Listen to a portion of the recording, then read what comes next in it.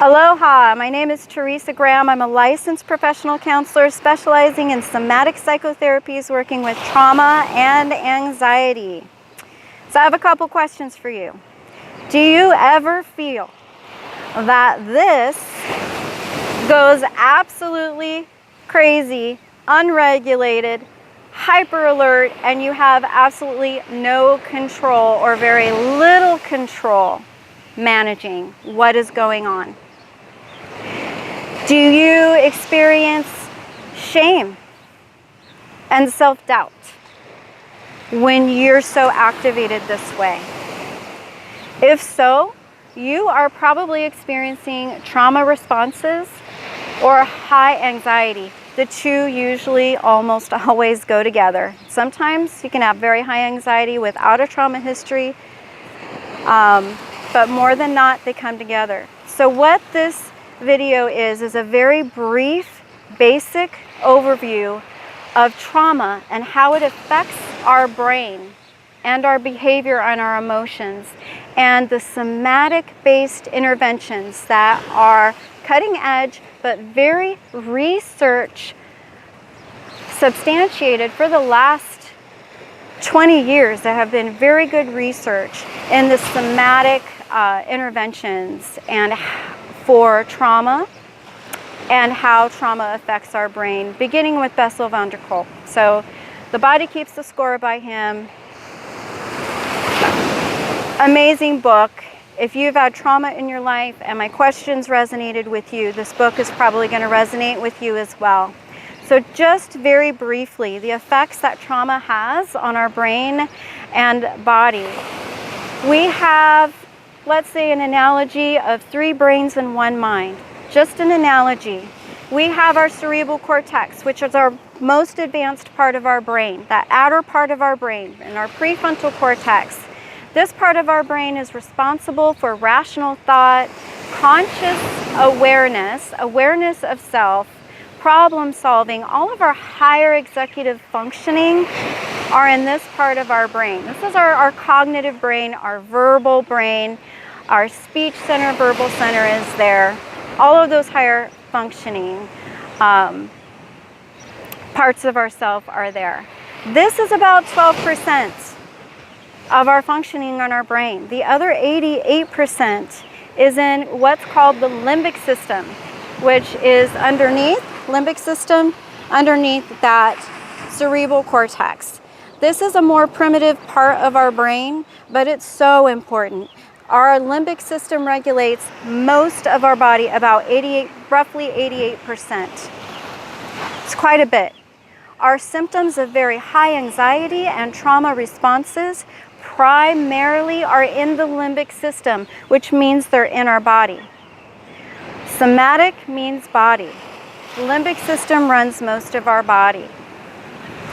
So the limbic system runs all of our autonomic nervous system, everything we don't have to think about, our heart beating, our circulatory system, our digestive system, all of our internal organs. We have no conscious awareness of saying, wow, I need to regulate my kidneys right now or my liver. We don't need to do that.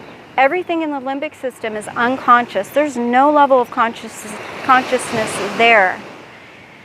And it automatically regulates everything. The limbic system also regulates our emotion. So the area of our brain that regulates our body also regulates our emotion. And this is very important in understanding trauma responses. The body and emotion are like this. We really can't separate them. They're operated by the same part of our brain and regulated by the same part of our brain.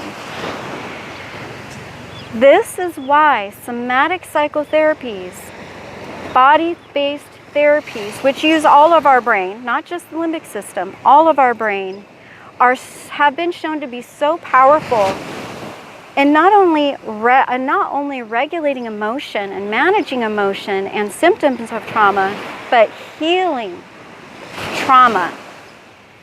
Clinical trauma, psychological trauma, has actually been shown to be an injury an injury in our amygdala. Our amygdala is the fight, flight, freeze center of our brain. It's responsible for our survival. It is the smoke detector of our brain. When we perceive danger, whether it's real danger or not, perceived danger, whether it's physical danger or psychological danger, our amygdala goes off. That smoke alarm goes off. And now the amygdala takes over the brain and body. It starts sending messages throughout our body, no conscious awareness, no time to make a decision about whether we're going to run, flee, or freeze. It happens. Our amygdala takes in information from all of our senses, our entire environment, without us being aware, and makes a decision in less than a fraction of a second of how we're going to survive that moment.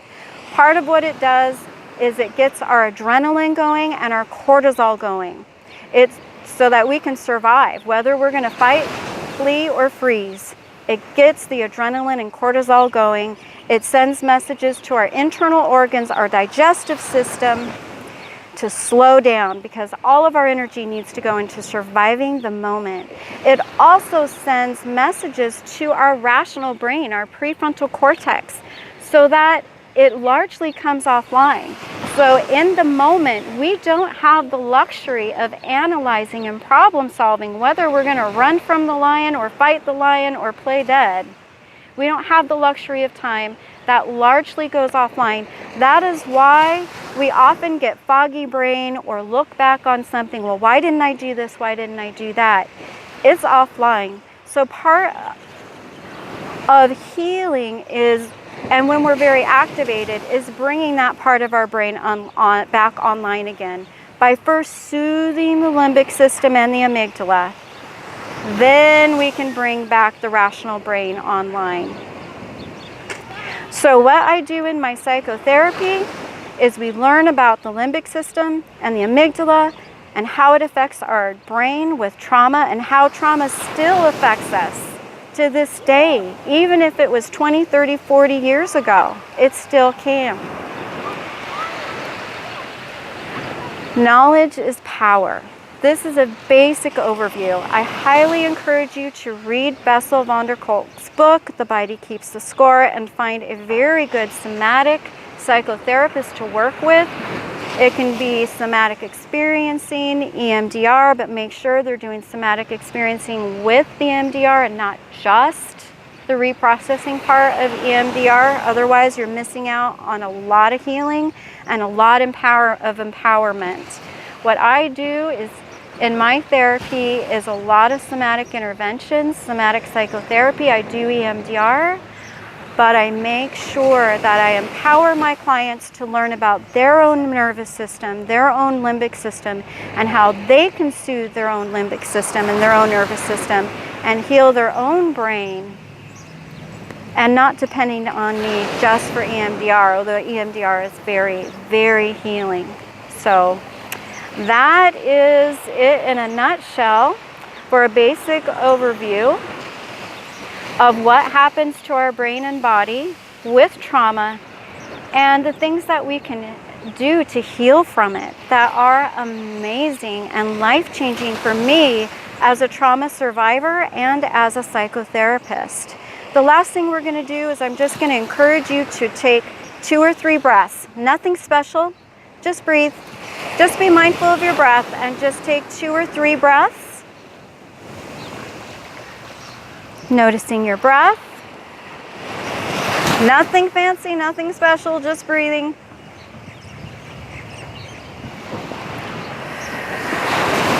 Maybe one more breath.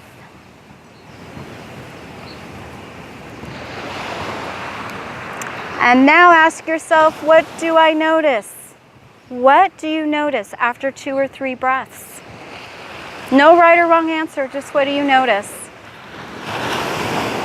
Probably noticing that you feel a bit calmer. If not, that's fine. No right or wrong here, but you may. And I encourage you for homework with all of my new clients just to remember to breathe. Today, this week, just remember to breathe. Nothing fancy.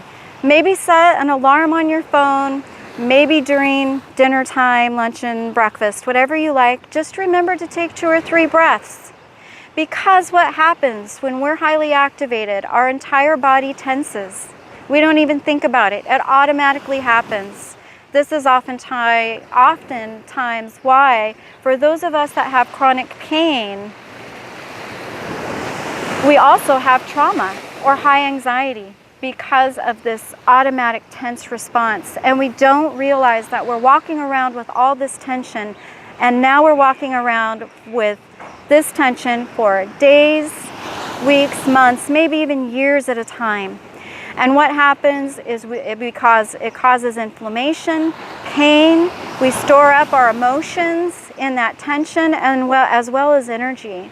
So just by stopping and remembering to breathe, we break that cycle and we relax our heart muscle. So when our body tenses, our heart tenses, and we forget to breathe. And when we forget to breathe or our breath becomes dysregulated, that activation that we're already feeling gets worse.